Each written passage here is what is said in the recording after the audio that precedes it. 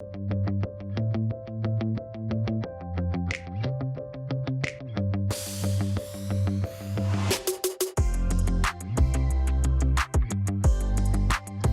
jóvenes, ¿cómo se encuentran el día de hoy? Espero que todos muy bien. Antes que nada, queremos comentarles que ya tenemos cuenta en Facebook y en Instagram y nos pueden seguir como @losjoveneshablamos. Bueno, siempre hemos escuchado que en las noticias que Perú es un país con una economía emergente y que aún nos falta muchísimo para llegar a ser un país de primer mundo. Pero realmente tenemos muchas iniciativas de personas que están cambiando la economía del Perú, tanto con sus empresas, sus emprendimientos o sus negocios. Y nosotros como jóvenes también tenemos la iniciativa de emprender. Por ello es que hoy tenemos un invitado de lujo y con una trayectoria increíble que nos ayudará a entender cómo podemos lograr a tener este Perú que queremos y también cómo podemos darnos este pequeño empujón para empezar con nuestros negocios. ¿Quién es nuestro invitado, Cari?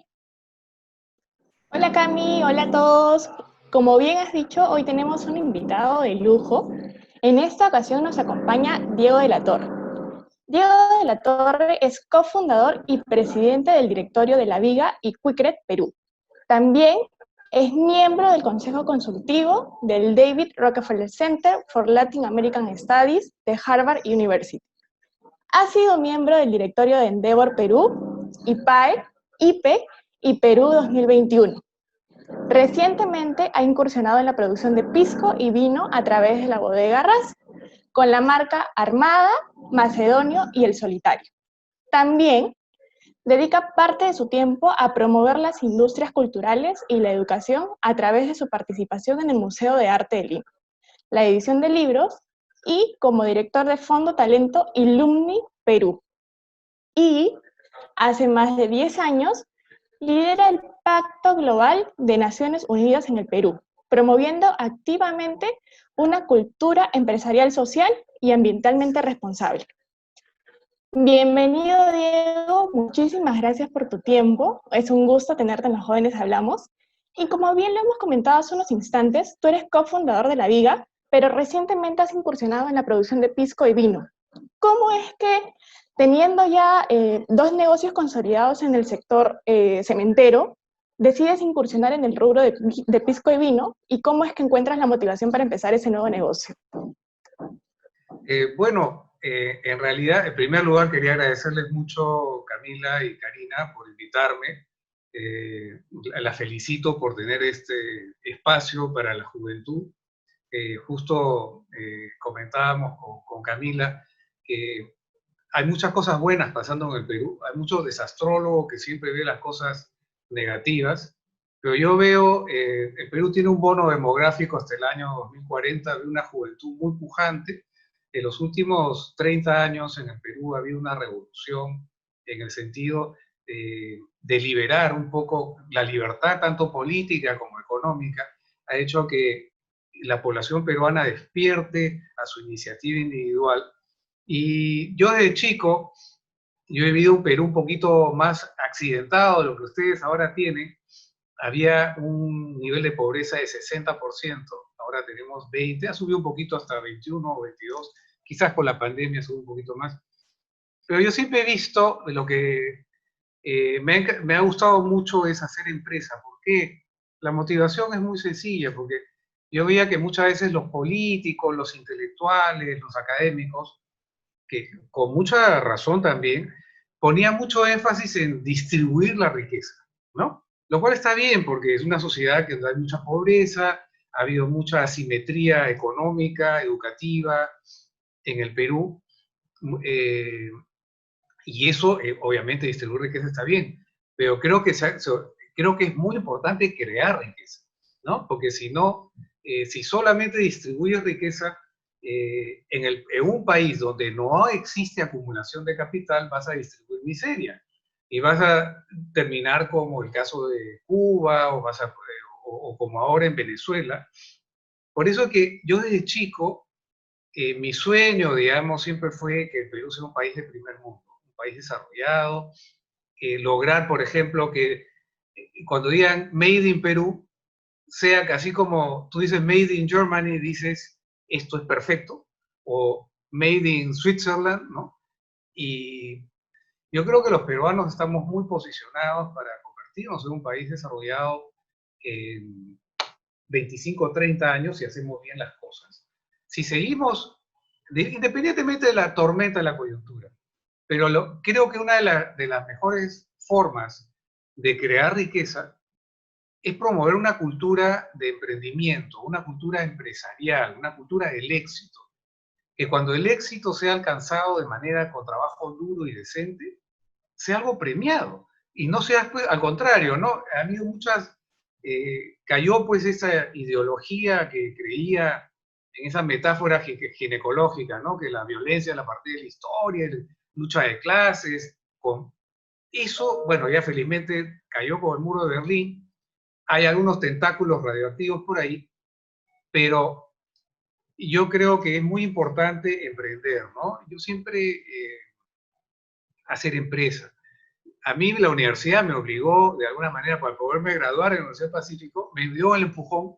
Para poderme graduar había un programa que se llamaba Programa de Entrenamiento Gerencial, y de alguna manera para poder obtener el título tuve que hacer una empresa. Y realmente fue como el empujón, ¿no? En esa época, hace más de 30 años, no existía lo que hay ahora, incubadoras de negocios en las universidades, lo cual ayuda muchísimo porque se reduce la tasa de mortalidad de los startups, de las empresas que recién empiezan. ¿Por qué? Porque generalmente tienes un mentor, un profesor que te va ayudando, y si sales de la universidad, ya sales formal, porque tienes que ser formal, es un gran problema en el Perú. Y La siempre he formalidad, creído definitivamente. que para tú poder hacer el bien, Margaret Thatcher, que fue una política inglesa muy famosa, las mujeres son muy prácticas en general, y veo que en el Perú hay un gran desarrollo empresarial precisamente por las mujeres. Decía, yo obviamente de chico veía la gran pobreza que había en el Perú, la injusticia, y yo decía, oye, el Perú tiene que crear riqueza, ¿no? Y quieres ayudar, pero como decía Margaret Thatcher, ¿no? Nadie se hubiera acordado del buen samaritano si solamente tiene buenas intenciones. También tenía dinero. Es importante crear riqueza. Si creas riqueza de manera honesta, pagando tus impuestos, siendo un buen ciudadano corporativo, logrando que por la presencia, dando trabajo decente, tratando bien a tus colaboradores, y logrando que por tu empresa, la existencia de tu empresa haga que la sociedad esté mejor, por Dios, a mí me veía eso con mucha ilusión, ¿no? A mí, perdón que hable en primera persona, pero yo tenía un espíritu más, digamos, me encantaba la historia, el arte, el cine, me gustaba la literatura muchísimo. Y mi madre me dio un consejo. Me dijo, mira, hijo, perfecto, muy bien, tienes talento para eso, pero de todas maneras es importante combinarlo con algo práctico, aterrizado. Y me decía, haz algo.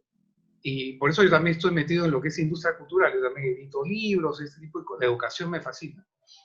Me decía, haz algo, digamos, que pueda generar un ingreso, y tú cuando ya tengas 40 años vas a poder hacer lo que quieres. Lo que quieres, si quieres después te vas a una isla a escribir libros. Pero creo que es importante, me dio ese toque práctico, y la verdad que para mí entrar, yo me defino como un empresario serial, ¿no? Porque inicié dos empresas, una empresa hace un poco más de 30 años, con dos muy excelentes socios. Luego hice otra que fue una especie de integración vertical. Luego he entrado a este tema de los piscos y vinos, también a un fondo de capital humano que inviertes en la educación de la gente.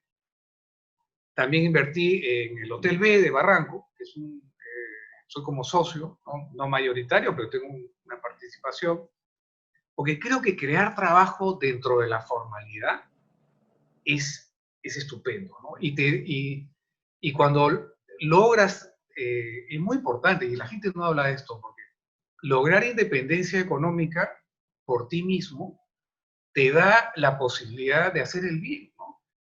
Yo siempre decía, la gente se reía de mí, un artículo que escribí en Comercio hace más de 20 años, que donde decía, el empresario del futuro tiene que ser una mezcla de Bill Gates con la Madre Teresa de Calcuta. ¿no? Todo el mundo se reía, ¿no? No, te está hablando tonto. ¿Cómo? No. Me dio risa porque hice el artículo y pasó creo un par de años y Bill Gates decidió no renunciar, digamos, salirse de la parte ejecutiva, del día a día de su negocio de Microsoft, y fundó una gran fundación que es el Bill and Melinda Gates Foundation, y se dedica, invirtió 20 mil millones de dólares, ¿no?, de su capital en temas sociales, ¿no?, temas de salud de niños especialmente. Y pasó, como se dice, del éxito a la trascendencia, ¿no? From success to significance.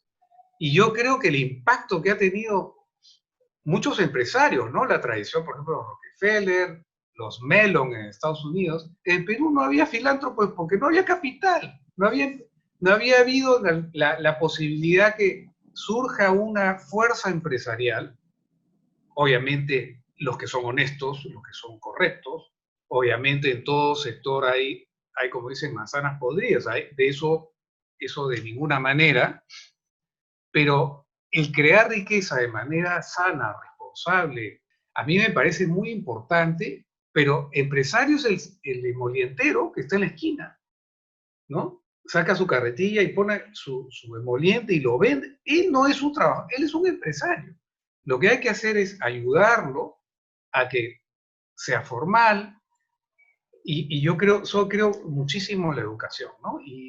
Y creo que si tuviésemos más empresarios seriales en el Perú, una economía de mercado con dos apellidos, responsabilidad social y responsabilidad ambiental, con esas dos cosas, creo que el Perú, y con la generación de ustedes, yo realmente veo a mis hijos, veo a ustedes peruanas, pues preparadas, que hablan muy bien, articuladas. Estoy seguro que el IQ de ustedes es muy superior al de mi generación, el coeficiente intelectual me refiero. Yo pienso que ustedes son, además que son, ¿cómo puedo explicarlo? Tienen esa visión que se pueden comer el mundo, ¿no? Y yo pienso que el Perú es una combinación maravillosa de la cultura prehispánica andina con el mundo europeo, ¿no? Es una mezcla maravillosa.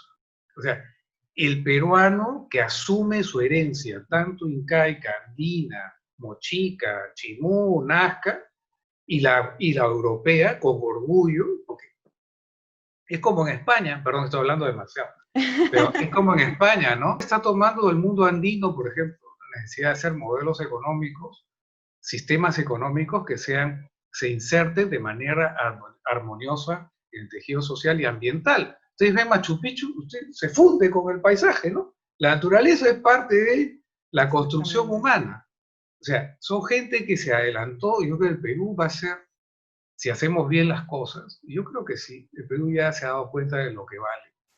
El tema de autoestima colectiva, los productos peruanos están conquistando el mundo.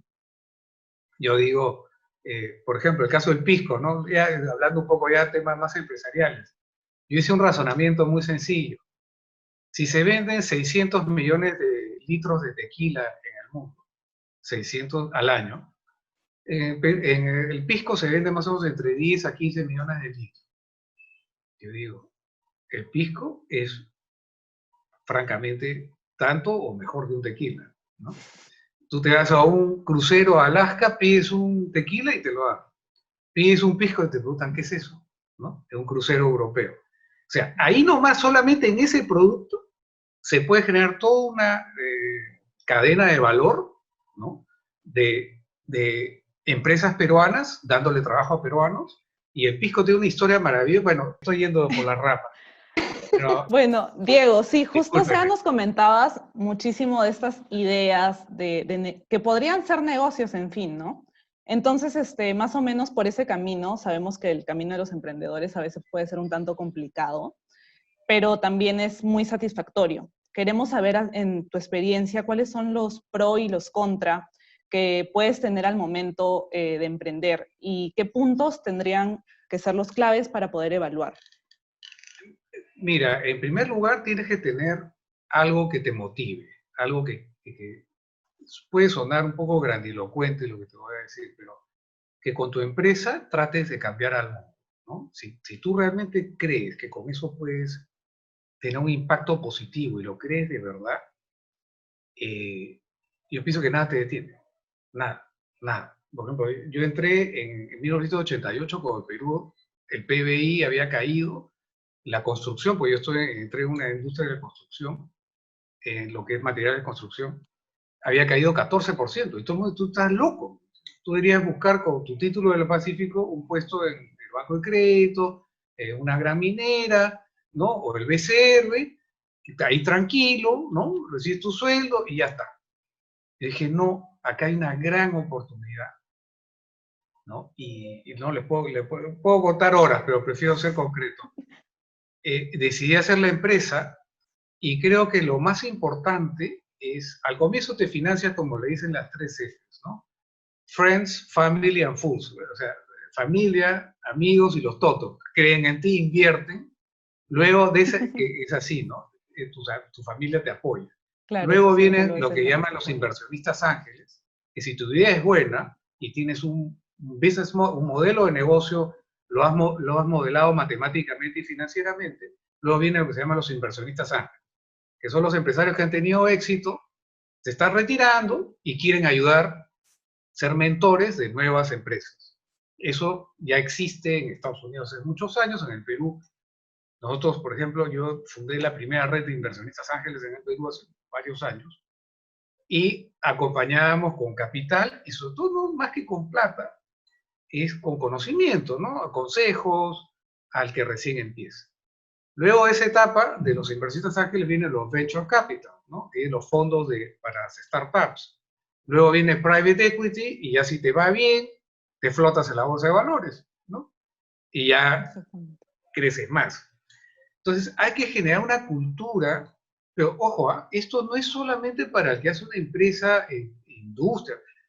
El artista también es un empresario, ¿no? La persona que pone un restaurante, la persona que pone un estudio de abogados, lo que necesitas es algo que te impulse, ¿no? Por Te ejemplo, a mí me motive, impulsa como bien ahora dices. hacer este tema de la película, ¿no? Película sobre Manco Inca, una película sobre Afrodistán, una película sobre este Juan de la Bodega y Cuadra que descubrió Vancouver, ¿no? Peruanos que realmente, hay historias realmente maravillosas, ¿no? Perdón, me estoy yendo un poco del tema. No, es que tienes muchísimas ideas importantes, Diego. En verdad, tienes tantas ideas que esto demuestra el interés que tienes por impulsar el Perú y convertirlo, como bien dices, en una potencia, ¿no? Y aquí viene una pregunta que quiero hacerte, que es así puntual. ¿Cuál crees que es el impacto que los emprendedores pueden tener en el desarrollo del Perú? Así para sintetizar todas estas ideas tan Mira, maravillosas que has tenido. fundamental, fundamental, porque si tú te pones a pensar que la explicación de la reducción de la pobreza en el Perú, ¿no? Eso está aprobado por el Instituto Peruano de Economía. El 80% de la reducción de pobreza se da por la inversión privada, ¿no? La actividad empresarial. El Estado, los recursos del Estado es por los impuestos que tú pagas. Y los impuestos, quien los genera son la empresa privada. Si tú logras una cultura que sea amigable, un ecosistema de emprendimiento en el Perú como existe en Estados Unidos, por ejemplo, en Silicon Valley. Yo visité Silicon Valley en el año 2009 y 2010. Estuve en un programa de inmersión porque quería ver cómo reducir la tasa de mortalidad de los startups, de las empresas por el Perú. Generalmente las tasas es bastante alta, pero la puedes reducir si tienes un ecosistema. Para darte una idea, allá el sector privado, hay un sitio que le llaman Startup Play, ¿ya? Es un sitio, es como imagínate una cancha gigantesca con 500 emprendedores que comparten abogados, contadores, ¿no? Y diferentes industrias, de diferentes emprendimientos. Son 500 que están metidos ahí, ¿no? Conversan entre ellos, se ayudan y, y encuentran, por ejemplo, inversionistas ángeles, hacen ruedas, así como lo que ustedes están haciendo ahorita, ¿no?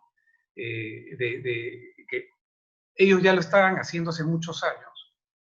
Y creo que en el Perú, la generación de ustedes ya no ve ser empresario como algo malo, ¿no? No, todo lo contrario, ¿no? Yo siempre digo, la gran esperanza es que ahora el muchacho peruano, el joven, Ya no quiere ser, pues, el Che Guevara, Fidel Castro, ¿no? Estos que hacían así, revolución, quiero destruir, ¿no? Eso ya no. Lo que quiere ahora, ya no quiere el Che Guevara, quiere ser como los Añaños, quiere ser como Gastón Acurio, ¿no? Eso es, y más aún, el cambio más importante que hay en el Perú. Yo también fui profesor de la Universidad del Pacífico, donde 12 años. Hace 20 años, mis alumnos me decían, voy a tener éxito a pesar de ser peruano. Hoy te dicen, voy a tener éxito porque soy peruano. Ese cambio de chip es fundamental, ¿no? Fundamental. Y esto no es un cambio de chip, digamos que ha surgido por casualidad, sino que yo pienso que el peso de la historia peruana, de las cosas buenas, porque muchos historiadores ven solamente lo negativo, los desastrólogos, ¿no? Lo vemos los tanáticos. Freud, ¿no? El famoso padre de la psicología, habla de eros y tánatos, ¿no? Acá hay mucho tanático, todo es destrucción, todo es mal. Falta un poco más, una visión más eros, de creación, ¿no? ¿Qué es lo que ustedes hacen? Ustedes están dedicando ahora su tiempo, su esfuerzo, su energía intelectual, en generar un espacio para promover ideas, visto los temas que ustedes han tocado en las ediciones anteriores, muy interesante, y hablar de temas que pueden ser polémicos, pero de una manera, enfocándote en la solución, no en el, oye, ¿quién tiene la culpa? No, no, mira de aquí para adelante, porque un automóvil no lo manejas viendo el espejo retrovisor. De vez en cuando hay que mirar un ratito el retrovisor, ¿no? Un poco hay que mirar, pero tienes que mirar hacia adelante, ponerte un objetivo. Y siempre digo que la mejor manera de predecir el futuro es inventarlo. Yo inventé mi propio futuro hace 30 años. Creé mi empresa y la verdad, hasta ahora toco madera, ¿no? He tenido bastante suerte porque he elegido buenos socios. He tenido la suerte, y eso es verdad. Todos los que tenemos la suerte de tener una buena educación en el Perú y que hemos aprendido un idioma, por ejemplo, y mejor tener dos, y si hablas 3 o 4 es mejor, es un crimen que no usemos esa educación para generar riqueza, para generar una oportunidad o para enseñar a otros, ¿no? Y la verdad que el Perú, sobre todo hace 30 años, no tanto ahora, porque ya no hay gente chicas tan inteligentes como ustedes hace 30 años. En el mundo de los ciegos, el tuerto es rey. Hace 30 años el Perú había poca gente, no había tanta educación. Ahora ha mejorado mucho eso. Falta mucho, obviamente, ¿no? Pero yo tuve la suerte de estudiar en una muy buena universidad y yo decía, yo entro a esta industria con la educación que tengo, ¿no? En ese momento yo conecté, digamos, al Perú moderno con el Perú provinciano, vendiéndoles materiales de construcción. Es una historia un poco larga y la puedo contar en otra ocasión, pero en realidad el que tiene una buena educación y has tenido la suerte de tener un plato de comida todos los días, yo pienso que puedes hacer el Perú, todo está por hacer. Y hay oportunidades, pero por todos lados. Lo que falta es información, una buena educación y obviamente que el Estado te deje trabajar. Últimos 30 años ha habido un modelo económico de libertad que ha permitido, ¿no? Falta formalizar, que ese es el gran tema. Ese es un gran tema. Definitivamente. Es el elefante en el closet, ¿no? Ese problema, los políticos tienen que tener un poco más de testosterona política para poderlo atacar. Porque pienso que, por ejemplo, nadie sabe que hay más de 1000 dentistas falsos en Lima. Eso ya no es un emprendedor, pues es un criminal, ¿no? Sí. O todo lo que es la minería ilegal, la industria ilegal, la tala ilegal, todo lo que es el tema de la emisión de CO2 es por la tala ilegal. Entonces ahí, eso es una tarea pendiente, ¿no? Pero ¿cómo lo arreglas? Creando empresas formales que van pasando de micro, pequeña, mediana y grande. Y cuando son grandes empiezan a contratar a las medianas, y las medianas a las chicas, y las chicas a las micro, pero todos dentro de la formalidad. Y ahí así se genera una cadena de trabajo también. Exacto, es importante, de todas maneras. Y sobre todo no tener vergüenza de tener éxito. porque en Perú hasta hace poco, tú eres empresario, no, o es narco, o ha contratado con el Estado con coima, y eso no es así. Hay algunos que son así, pero la gran mayoría de empresarios peruanos, sobre todo en los últimos 30 años que han podido generar un excedente. Por ejemplo, un dato nomás le doy, yo también promuevo este Pacto Global de Naciones Unidas. Somos un grupo de empresas que se adhieren a 10 principios de temas de derechos humanos, medio ambiente, anticorrupción y derechos laborales. Han hecho inversiones sociales, o sea, después de pagar impuestos, más de 400 millones de dólares en los últimos 15 años. Eso nadie sabe. Inversiones sociales, ¿no? De apoyar ONGs en temas de salud, infraestructura, educación, ¿no? Exactamente. Por ejemplo, Muchas veces las cosas buenas a veces no se saben, ¿no? Más que todo exacto. lo que sale a relucir son las cosas malas que pasan en el país. Así es, así es. Bueno, Diego, nos has comentado muchísimas cosas de tantos negocios, tantas ideas que tú tienes y, o sea, queremos saber cómo tienes tanto tiempo para hacer tantas cosas a la vez. O sea, tú mismo te has descrito como un empresario peruano serial y que es apasionado por la cultura y la historia y que quiere ver a su país en el primer mundo. También, ¿nos puedes dar como que un concepto así súper claro de qué es ser un empresario serial? ¿Y cómo has logrado mantener este equilibrio entre los negocios y todas estas pasiones que tú tienes? Mira, lo primero es que cuando haces algo, sientas un fuego ahí adentro, ¿no?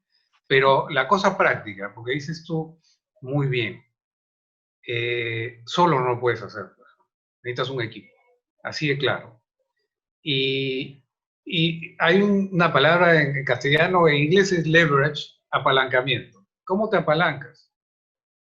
No con deuda, no estoy hablando de apalancamiento financiero.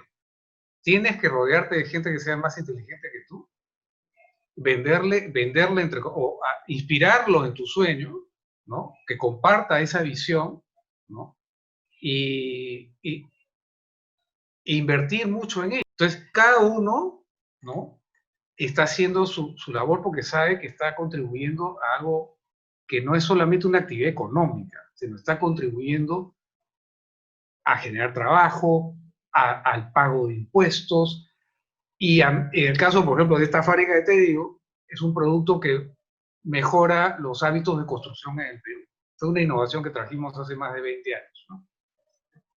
Y así, en el pisco, por ejemplo, nuestro sueño es que el pisco peruano sea tanto o más que el tequila. Así de simple, ¿no? Y que usted va a hacer un crucero en Alaska o el Rin en Europa, y el crucero, el bar pidas un pisco y sepan lo que es, como saben lo que es un tequila. Eso mueve, o sea, no solamente es una marca muy bonita, de hecho se pasó otro tema, pero es la parte, no quiero hablar, no quiero hacer publicharle, no me interesa eso. Lo que me interesa es que el Perú empiece a tener mayor presencia económica, cultural, ¿no? Y política en el mundo, porque el Perú es un país importante. Ahorita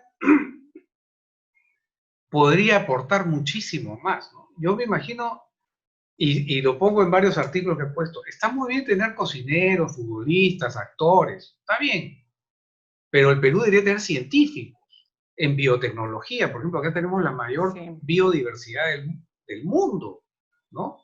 Por ejemplo, yo imagino que en el Perú pueden haber en los próximos 20 años 4 premios Nobel, ¿no? Que ya no sea solamente literatura, que está muy bien, que sea es muy bueno, pero alguien que descubra, por ejemplo, algo en biotecnología, en todo lo que es energía solar, energía de viento, es así como nos creemos ahora con el tema de la gastronomía, tenemos que llevar eso a otros temas, en biotecnología, energía renovable, industria cultural. Miren, mi sueño es que una película, pero bien hecha, pues, a veces los temas que se escogen son los depresivos, ¿no? Lucha de clases, pobreza, cosas feas. Ok, existieron, todavía existen, pero hay ejemplos maravillosos en el Perú. Y fíjese, la primera empresa global que hubo en los Estados Unidos no fueron los carros o la industria pesada, fue la industria de cine. en California, ¿no? En California, en 1910, 1915, empezaron las pymes. Y fíjese usted, todas las películas americanas, todos son los winners. Yo he visto la película El Patriota, Es cierto. ¿no? Air Force One, ¿no? Ajá. La Guerra Mundial, ¿no? O sea, todo es positivo, o sea, can do, o sea, no esa cosa depresiva, horrible que... Y eso es mucho tema, es otro tema que podemos tratar. La asimetría tanática de nuestros intelectuales y muchos académicos, ¿no? Yo pienso que el Perú, y gente como ustedes, la juventud como ustedes, tiene otra visión totalmente diferente. Yo veo, y como he estado participado un poco de todo lo que son las incubadoras de negocios, Endeavor Perú, estoy viendo, hay una chica, hay una empresa que ya es multinacional, CAO, que hace entrenamientos de físicos, ya está en Chile, está en varios países, y son chicas jóvenes que tuvieron una idea, una pasión por el ejercicio, la vida sana, y lo están globalizando. Otras chicas también con quinoa, creo. Quinoa es un sitio de comida sana, ¿no? Mi hija, por ejemplo, está tratando de hacer, está haciendo ya un tema de coaching ontológico, de salud, y ya tiene su podcast, o sea, realmente hay un gran potencial en el Perú. La generación de ustedes, que ha tenido la suerte de tener una mejor educación, yo pienso que ustedes son los que van a hacer que el Perú sea primer mundo. Tenemos que, eso sí, elegir mejor, ¿no? Tener buenos políticos, pero en este momento tenemos que competir para atraer inversión al Perú, ¿no? Formal, ¿no? Que cumpla con las leyes laborales, ¿no? Pero si tú le clavas un impuesto de 60% pues, a la renta acá, Lo por decir algo. desanimas, de alguna forma. O sea, y dicen, oye, en Chile me ponen 30, invierto en Chile, pues, ¿no? O sea, tampoco estoy diciendo que no hay que pagar, y por supuesto que, pero que esos impuestos también se utilicen bien, y ahí viene también la labor del empresario, los gremios, de poner presión sana a los políticos para que no diseñen sistemas tributarios que estrangulen la iniciativa. El molientero, por ejemplo, imagínate que empieza a vender muy bien y pone 5 esquinas, pone 5 puestos de moliente. Se formaliza todo y empiezan pues a veces empresarios no, autoridades municipales corruptas, ¿no? A pedirles cupos. Tenemos que generar un Estado amigable a la inversión y amigable también, que cobre impuestos, por supuesto, lo que lo invierta bien, ¿no? Perdón, estoy hablando demasiado, pero es un gusto conversar con ustedes. No, y para nosotros también es un gusto. Diego, para ir cerrando y para finalizar esta entrevista y esta lluvia de ideas de mejora que nos has dado para el país, queremos hacer una dinámica así súper divertida contigo. Queremos que pienses como Diego del pasado y Diego del futuro. ¿Qué le dirías al Diego de hace 30, 20 años cuando estabas iniciando en el mundo de los negocios? ¿Y qué te gustaría realizar y decirle al Diego del futuro de aquí a 10 años? Mira, la verdad, mira, yo he tenido mucha suerte en mi vida, la verdad. He podido, todo lo que soñé cuando tenía 20 años, realmente impresionante, pero beyond my dreams, o sea, he logrado cosas que ni siquiera me imaginé, ¿no? En el aspecto, digamos, empresarial, pero creo que lo que me ayudó mucho también es la familia, ¿no? Eso creo que tener estabilidad en la familia, haber formado una familia, tener mis hijos, haber sido en ese sentido muy estable, es muy importante, ¿no? En ese aspecto, yo pienso que el sentido de la vida es la lenta construcción de un legado que tú puedas sentirte de alguna manera orgulloso que tus hijos lo vean, ¿no? Eso a mí me ha En eso te puedo decir, hace 20, caramba, no imaginé que las empresas que he hecho, la familia que he formado, y que me veo al futuro, Dios mío, ahí es donde les digo, ¿no? Mis hijos me dicen que estoy loco, ¿no? Por ejemplo, el tema, eso que todavía no soy tan viejo, no, sí, ya voy a llegar a 60 años, pero yo pienso que en 15, 20 años, por ejemplo, esa idea, por ejemplo, de hacer esa industria cultural, ¿no? Estoy también metido en el Museo de Arte de Lima, ¿no? Quiero hacer un museo sobre mi abuelo, ¿no? Entrar más en la parte educativa, ¿no? Claro. ¿No? Por eso que hace unos 7 años fundamos un fondo de capital humano que invertimos en la educación Fue una innovación disruptiva que se ganó un premio internacional en el Global Economic Forum. Claro, que lo que me decías, lo que falta es tiempo, ¿no? Pero también en ese sentido, es generar equipo, convocar a las personas e inversionistas y socios adecuados. Y yo creo que eso de... En 20 años yo me veo pues ya un poco más tranquilo quizás, ¿no? Habiendo delegado a la próxima generación y a los equipos que tengo, más jóvenes, gente joven que entre, y yo ya quizás soy un dinosaurio, por ejemplo, la parte digital, ahí le estamos metiendo, y pienso que las posibilidades son espectaculares en miles de industrias.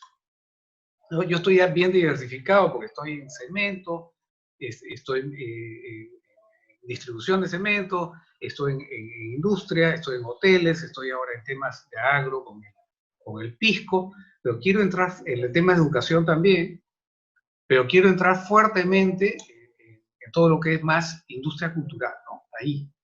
Y un poco llevado por mi hijo, el tema de traer una fecha, una industria de Fórmula 1 al Perú, que no es una frivolidad, ojo, yo pensaba eso, ¿eh? Perú, pero ¿por qué no? ¿Por qué el Perú no puede tener una fecha de Fórmula 1? ¿Por qué no podemos tener un metro?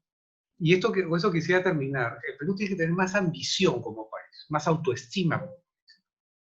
Yo me acuerdo mucho en el año 67, ¿no?